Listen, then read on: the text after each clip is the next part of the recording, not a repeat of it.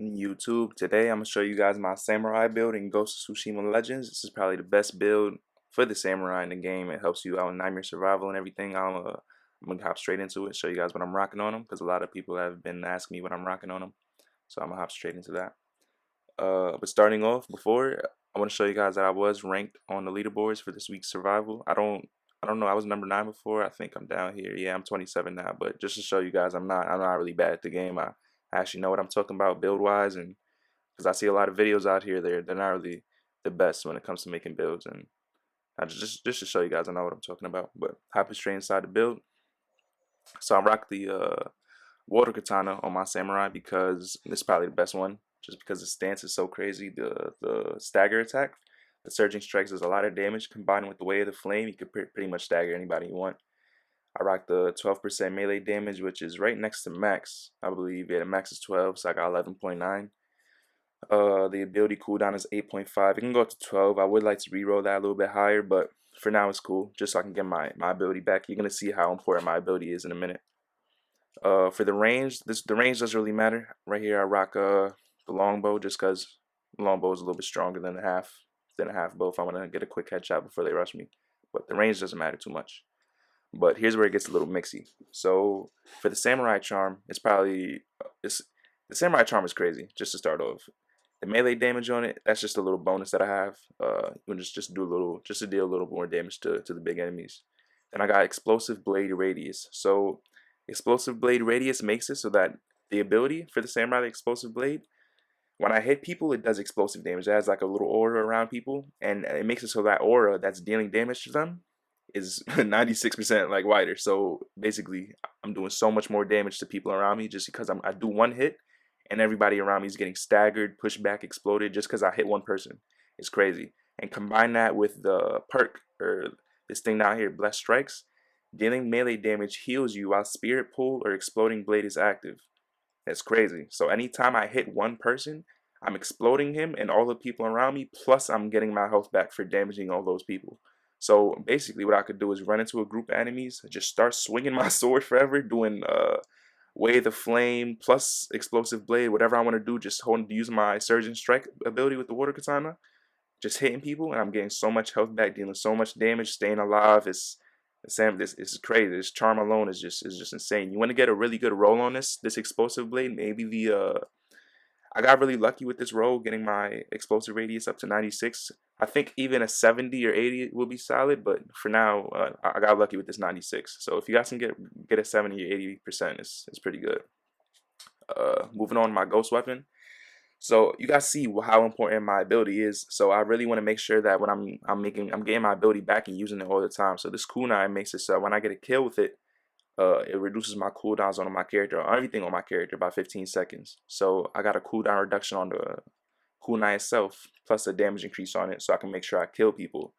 And I also got super massive on it. So when I throw this at an enemy when they're weak, it's gonna kill them. It's gonna do a lot of damage to them. And when I get my kill for it, I'm like right there to getting my ability back. So I usually always have my ability, so I can always heal, always do damage. And this kunai is just amazing. I think this is good on a lot of builds. The spirit kunai. So you guys should definitely rock that.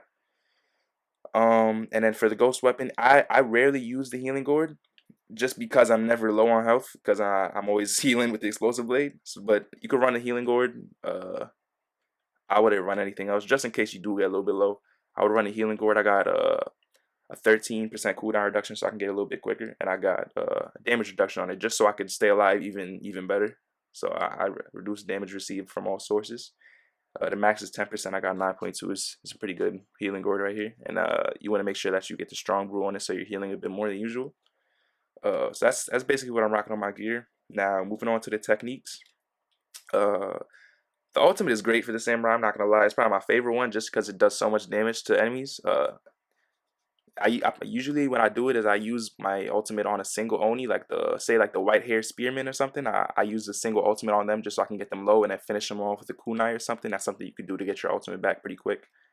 Not your ultimate, your explosive blade. Now to say what I was talking about earlier, the aura you see when he's attacking in the little preview, that red little explosion that happens around when he's hitting. So imagine that, but like just wider, just all around you. So anybody that's around that is getting hit, and you're getting healed for it. It's crazy. So in this first little tier tree, you can get increased base health, you can get melee damage, or you can get a reduced cooldown on your ability. Obviously, I decided to get the cooldown just because I want to get my explosive blade, so I'm always healing even more, always dealing more damage. Because the damage and healing that you're getting from your ability alone is way better than the 10% damage and the healing that you're in the base health that you're getting from these two right here. So I would prefer this. This second little list right here, I prefer the increased max resolve just so I could have extra resolve stored up for my ultimate or whatnot. Oh, I didn't even get to that yet. Yeah, so I got this increased resolve right here. Uh, you can get the increased parry and dodge during the weapon with low health if you feel like you're gonna be at low health. When I'm playing as this build, I'm almost never at low health just because you're always getting health back. So I feel like this is useless. Parrying incoming arrows while blocking. I actually roll around a lot, so I'm never getting hit by arrows. And if I do, they don't do a lot of damage. I think this is a waste of a perk right here.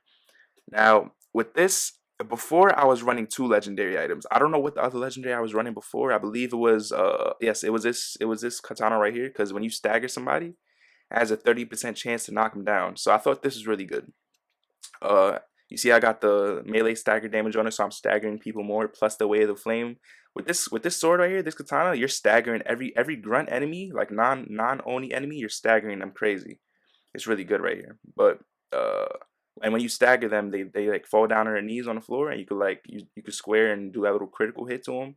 This is a really good katana right here, but I think it was worth losing out on Heavenly Strike. Heavenly Strike is pretty crazy because when you use it once, you see how in the preview he used it and everybody staggered back. They were like they got all scared and stuff. That's what you want to use Heavenly Strike for. Whenever you're low on health, whenever you want to get out of a tough spot, and even when you want to just do damage to somebody, you got so much resolve because you got 4 resolve on you, so you could use like 4 Heavenly Strikes in a row. You could use your ultimate, whatever. So I recommend Heavenly Strike.